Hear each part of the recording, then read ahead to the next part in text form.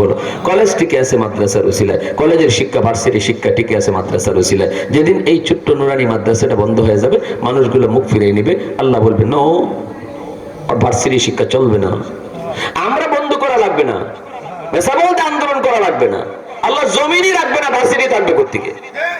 কিনা জোরে বলো, আল্লাহ জমিনই তো রাখবে না, আযাব আর গজব দিয়ে ধ্বংস করে দিবে। এজন্যই কিয়ামতের আগ মুহূর্তে যখন জমিন ধ্বংস করবে আল্লাহ, তখন আল্লাহ কি কইব শুনেন? তখন আল্লাহ বলবে, জিব্রাইল, জমিনে দিয়ে আমি দেখতেছি আমার কোরআন আছে, মানুষ কোরআন থেকে মুখ ফিরিয়ে নিয়েছে, ঠিক আছে, এজন্য আমি জমিন ধ্বংস করে দিব। মানুষ কোরআন শিক্ষা তো বাদ দিয়ে দিছে, কিন্তু মানুষের ঘরে ঘরে তো এখনো কোরআন রয়ে গেছে। তো আমি আল্লাহ কেমনে আযাব গজব দেই? যে জমিনে কোরআন, আমার কালাম আছে, আমার কালামের হরফ আছে। তুমি জিব্রাইল যাও, দ্রুত যাও, কোরআন থাকুক, কোরআনের হরফ তুলে নিয়ে আসো, আমার কথাগুলি তুলে নিয়ে আসো। জিব্রাইল আমিন কিয়ামতের আগে জমিনে একবার আসবেন, আসার পরে কোরআনের হরফগুলি উঠাই নেবেন। বাংলাদেশের মুসলমান কোরআন খুলবে, খুলে দেখবে পাতা আছে লেখা নাই। ভারতের মুসলমান কোরআন খুলবে, পাতা আছে লেখা নাই। আল্লাহ তার কথাগুলিকে তুলে নিছেন। তো আল্লাহর কথা জমিনে যতদিন থাকবে অতদিন আল্লাহকে জমিন টিকায় রাখবো। যেদিন আমার কোরআনের শিক্ষা বন্ধ হয়ে যাবে, ওই দিন জমিনও রাখবো না। এজন্য কিয়ামতের আগে আল্লাহ তার কোরআনের কথাগুলো উঠাই নেবেন। এখন সুবহানাল্লাহ, আরো জোরে বলুন সুবহানাল্লাহ।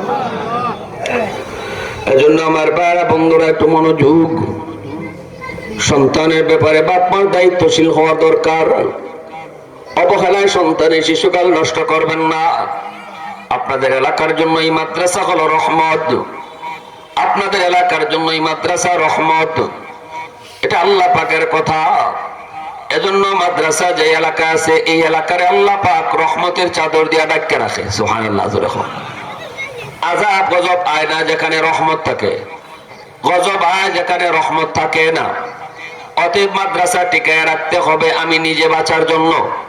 মেম্বার যদি মেম্বারি করতে চাও, চেয়ারম্যান যদি চেয়ারম্যানি চেয়ারে বসা থাকতে চাও, এমপি যদি এমপির চেয়ারে বসা থাকতে চাও, তাহলে এলাকার মাদ্রাসা তোমার টিকায় রাখন লাগবো।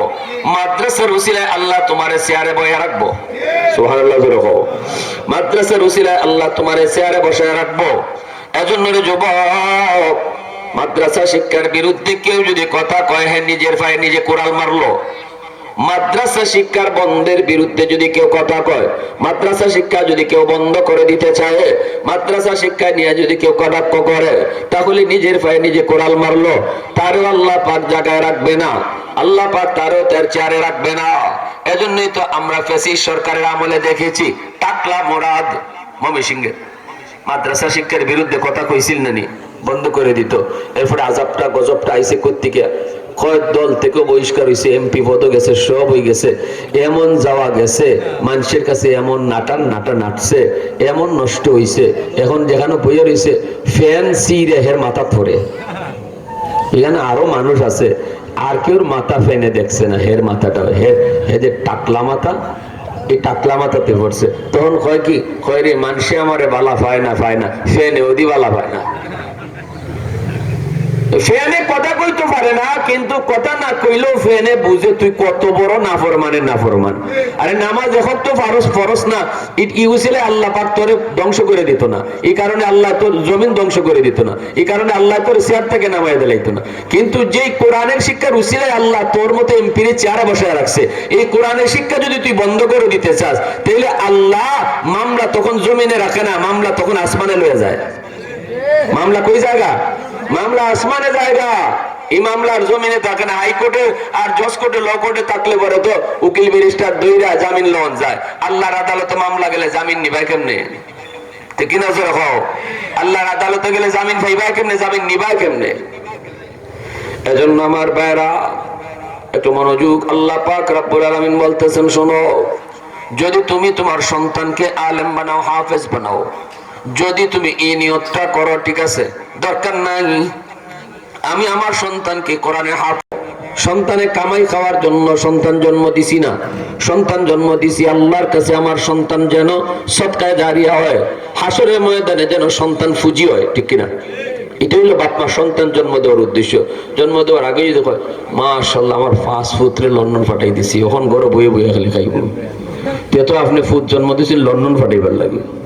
হ্যাঁ, সন্তান জন্ম দেয় মানুষে গর্ব বইয়া কামাই খাইবার লাগে না, নিয়ত ফালটাইন। সন্তানে তো কামাই করবো, আপনি তো পাইবা ওই, আপনি নিয়ত এটা খেলাই করতা। ও মিয়া রসুল কইন তোমরা তো বুকার দল হল, জানালা কেন বানাইছো? কয় বাতাস খাইতাম।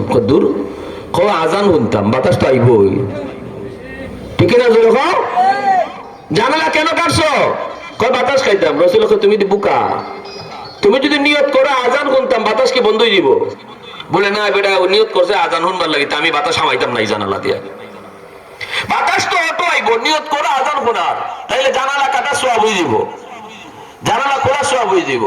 সন্তান জন্ম দিবা তুমি আখিরাতের ফজিল লাগে।